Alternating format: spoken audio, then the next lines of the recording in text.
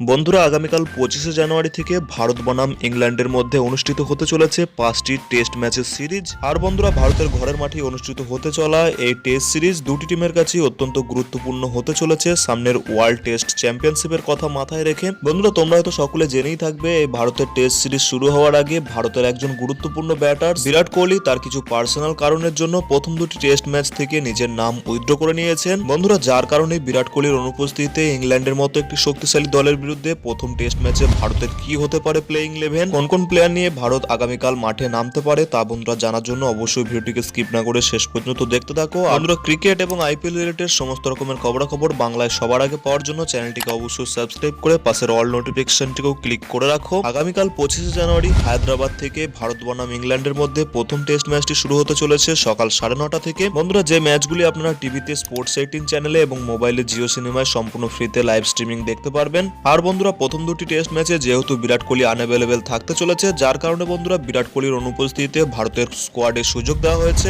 রাজত পাতিদারকে। হ্যাঁ বন্ধুরা রঞ্জি ট্রফিতে লাগাতার দারুণ পারফরমেন্স করার জন্য প্রথম দুটি টেস্ট ম্যাচে রাজত পাতিদারকে সুযোগ দেওয়া হয়েছে। তো বন্ধুরা এই রাজত পাতিদার ভারতের স্কোয়াডে ইনক্লুড হওয়ার জন্য দেখা যাক ভারতের প্লেইং 11 প্রথম ম্যাচে কি হতে পারে। বন্ধুরা ইংল্যান্ডের বিরুদ্ধে প্রথম টেস্ট ম্যাচে ভারতের প্লেইং 11 এর ওপেনিং জুটিতে থাকতে চলেছেন ভারতের ক্যাপ্টেন রোহিত শর্মা, যার সঙ্গে বন্ধুরা থাকতে চলেছেন বাঁহাতি ব্যাটার্স ইয়াশাসবি জয়সওয়াল। বন্ধুরা রোহিত এবং জয়সওয়ালের ওপেনিং জুটির পর এই প্লেইং 11 নাম্বার 3 পজিশনে খেলতে চলেছেন শুভমান গিল। বন্ধুরা চেতেশ্বর পূজারা দল থেকে বাদ যাওয়ার পরেই ভারতের লাস্ট কয়েকটি টেস্ট ম্যাচে শুভমান গিলই নাম্বার 3 পজিশনে খেলেছেন এবং বন্ধুরা এই ম্যাচেও তাকে নাম্বার 3 পজিশনে খেলানো হতে চলেছে। এরপর বন্ধুরা প্লেইং 11 বিরাট কোহলির অনুপস্থিতিতে নাম্বার 4 পজিশনে প্রথম টেস্ট ম্যাচে খেলতে চলেছেন শ্রেয়স আইয়ার। হ্যাঁ বন্ধুরা বিরাট কোহলি প্লেইং 11 থাকলে সেখানে বন্ধুরা শুভমান গিল, শ্রেয়স আইয়ার এবং কে এল রাহুল এই তিনজন প্লেয়ারের মধ্যে যে কোনো দুজন প্লেয়ারই খেলতে পারতেন, কিন্তু বন্ধুরা বিরাট কোহলি আনঅ্যাভেলেবেল থাকার কারণে এই তিনজন প্লেয়ারই থাকতে চলেছে প্লেইং 11। নাম্বার 5 পজিশনে কে এল রাহুল এই প্লেইং 11 থাকলেও তিনি বন্ধুরা একজন স্পেশালিস্ট ব্যাটার্স হিসেবে খেলতে চলেছে। বন্ধুরা ম্যাচ শুরু হওয়ার আগে রাহুল দ্রাবিড় প্রেস কনফারেন্সের মাধ্যমে যেমনটা জানিয়েছেন কে এল রাহুল প্রথম টেস্ট ম্যাচে উইকেট কিপার ব্যাটার্স হিসেবে নয়, তিনি একজন স্পেশালিস্ট ব্যাটার্স হিসেবেই খেলতে চলেছেন।